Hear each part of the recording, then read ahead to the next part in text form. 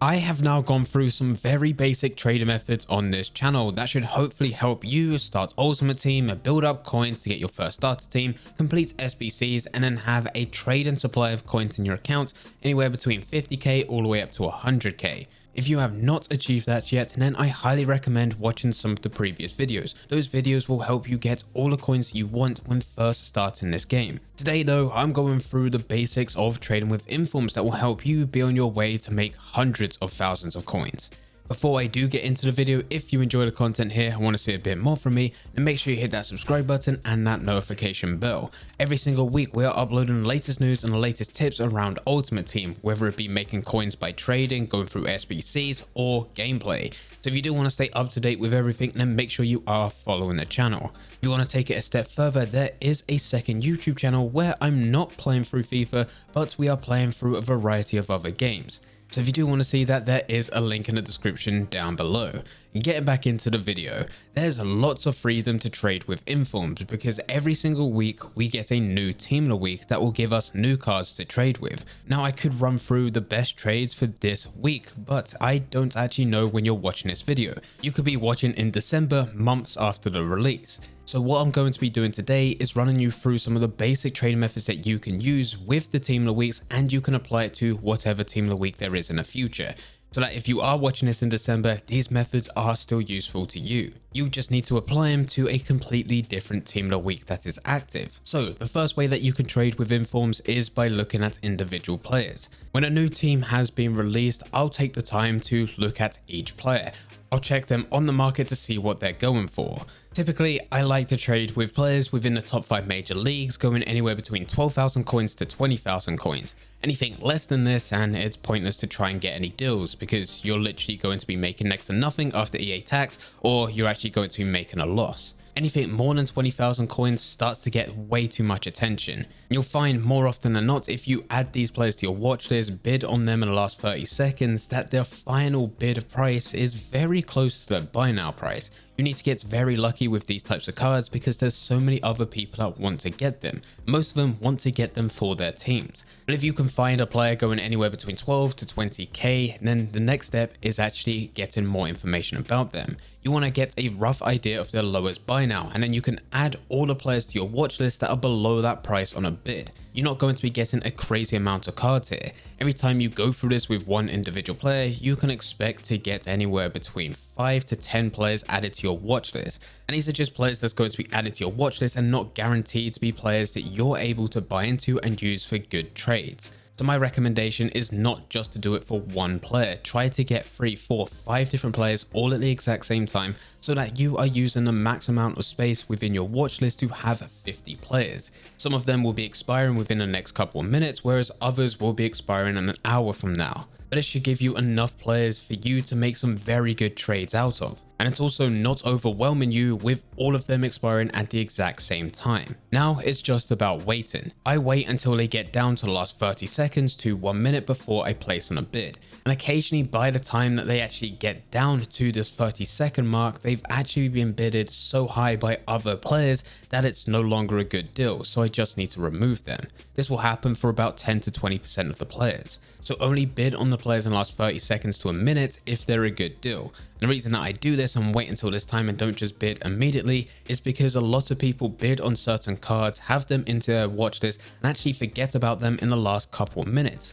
This is where hopefully I'll be coming in, placing a bid, and I'll be able to win them. It doesn't happen every single time, as you will be outbidded on some of them. But if you're outbidded, this is where I'll then wait until the 5 seconds hits before I put another bid in. I don't bid immediately, and I do this for one of 2 reasons. The first reason, and the main reason, is because I'm trying to frustrate the person I'm bidding against. From my point of view, I'm a patient person, I've got all the time in the world, I can actually take my time. I'm going to wait until the final seconds before I can place a bid in, so that once I do, it goes all the way back to 30 seconds, so that even if he puts another bid in immediately, I'm going to be waiting until the last 5 seconds again. The other reason is that there is a few bugs when it comes to the transfer market. Sometimes you can place bids in on the last 5 seconds and it won't actually go back up to the 30 seconds, it'll just count down from there.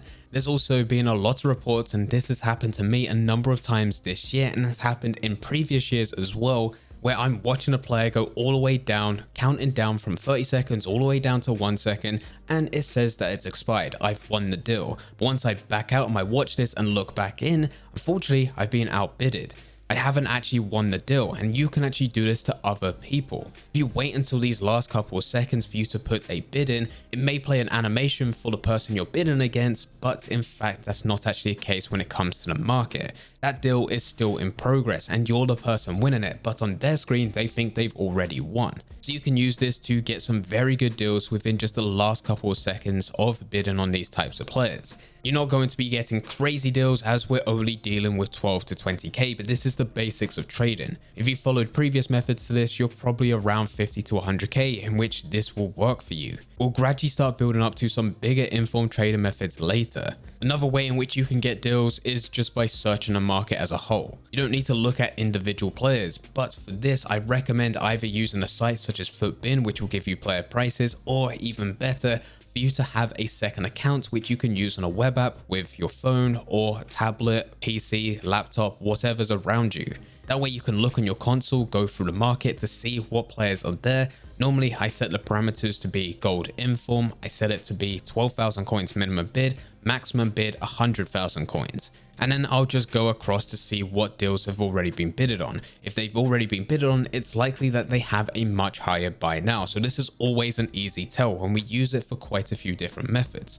Once we come across a player that could potentially be a good deal, I quickly look on my second account on a web app, type their name in, find their lowest buy now, and then make a decision whether or not I'm going to put a bid in. You don't need to worry about adding these players to the watch list or waiting until the last 30 seconds because you're already there. We're searching the whole transfer market, and even once you go across 30 pages, you're still about a minute in. My only issue when looking at the whole market is that you tend to find the deals that are within the active team of the week, so you could just target them by looking at individual players. Now with both of these methods, I only use them for a limited amount of time. This is from the moment that I hit 50k all the way up to when I reach 100, maybe 150k after using this informed method. That's when I'll start to look at other types of trading methods that's going to give me a higher return.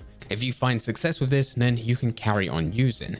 But the third and final way for this video in which you can use informs to make coins is something that I use all year round. And this is actually by investing in them. Every single week we get a new team of the week, and once it's released, that's when it's at its highest price point. Throughout the rest of the week, as people are using FIFA points to open packs to get these players, maybe they've gone through foot draft to get some of these players, maybe they've been able to pack some of these cards after going through the Champions playoffs and getting their rewards, division rivals, squad battles, or even the weekend league. Gradually, these player prices start to get lower and lower, where they're at their lowest on Tuesday and Wednesday. On Tuesday and Wednesday every single week, I take 10-15 minutes out my day just to look at the players, and if they go for less than 15,000 coins, it's likely that I'm buying just one and storing them to my club. And it doesn't really matter the team that they play for. I like to look for players within the top 5 major leagues, as we mentioned earlier, but in all honesty, it really doesn't matter. Right now, there hasn't been a reason for informs to increase more than this, but we will get an SBC at some point this year, which will require informed players. And as soon as that happens, that's when these players will jump up massively. But even if that doesn't happen, typically the informs that you get right at the beginning of the year are the rarest players towards the end of the year. So now they're going for 10,000 coins, but when there's only a page worth of players on the market later this year, well, that's when they start to go for a lot more, being 40, 50, 60, 70,000 coins and beyond. Now, you don't need to wait until that time, but typically from the moment that they are out of packs, they increase in price. In the first couple of weeks, it might only be a couple thousand coins, but then it starts to build towards 10, 20,000, 30,000, and then a lot more throughout the year. Good examples of this from Team of the Week 1. I looked at Edin Dzeko. I told you guys to buy him. I bought him for 10,750. He's now 14,000 coins. Another player that I said that I was investing in was Yassine Bounou. I bought him for 10,500 coins. He's now 13,000 coins. We also have Wirtz, who I bought for 10,500 coins and is now 12,000 coins. Now, I said these aren't crazy increases in prices, but it just gets more and more every single week as they become rare and rare on the market when people are quick selling these players, using them for their teams and using them for different SBCs once they come available. It's also worth taking some time to look at some silver informs. We don't get a crazy amount of silver team of the weeks anymore, but we still get them occasionally. But they can be extremely rare on the market. For a lot of people, when they open packs, they go to the gold packs. They don't even bother with silver packs. So it's extremely rare for anyone to pack any of these silver players. And those that actually buy into the silver players are most likely supporters of the player, supporters of the team, so they store them into the club, making them even rarer in Ultimate Team. Whilst they're part of the active team of the week, it's a good idea for you just to buy one and store it to your club. A good example of this is last week I managed to get the striker called Blair Turger, who was the only silver team of the week. At the time, he was only going for 13,000 coins. Actually more expensive than the gold informs that I bought, but this was still a very good price. And now, only 1 week later, his minimum is 18,000 coins, and this will continue to go up. Give it just a few more weeks and he will be extinct on the market. And with these types of deals where I'm just buying and holding, I don't have to do anything. I'm only spending 10 to 15 minutes per week looking at players, buying them for their lowest at the time, not even bidding on them, just using a straight buy now, storing them to the club, and then just forgetting about them. I'll come back every couple of weeks just to double check how they're doing, and then I'll list or even use some of these players for SBCs if they're needed. So even though with the 3 different ways in which you can get coins out of informed players, 2 of them I only use for a limited amount of time, the investing method that I use all year round is giving me hundreds of thousands, potentially even millions of coins every single year, and it takes the least amount of effort. As long as you have coins into your account, you can put some of these aside just into these small investments, which are not going down. For some of these deals, it's impossible for them to go down. With the likes of Yassine Balnu at 10,500, his discard is about 10,000 coins. Worst case scenario, I'm losing 500, but it's never going to be that way. He's always going to go up, especially from the price in which he started. But anyway guys, these are some basic tips in which you can use when trading with informed players. I didn't want to use this video just to tell you to trade with a certain player from this team of the week, because by next week it just becomes a pointless video. I want this to be something that you can use all year round, so no matter what team of the week is active, you can still use these methods on that current team of the week, and you can still make a decent amount of profit from the trades, and even more if you're investing for a long time. If you do have any questions about anything, then please feel free to leave them in the comment section down below. But anyway guys, I hope you guys did enjoy. If you did enjoy, don't forget to leave a like and subscribe. But for now, I'm going. So see ya.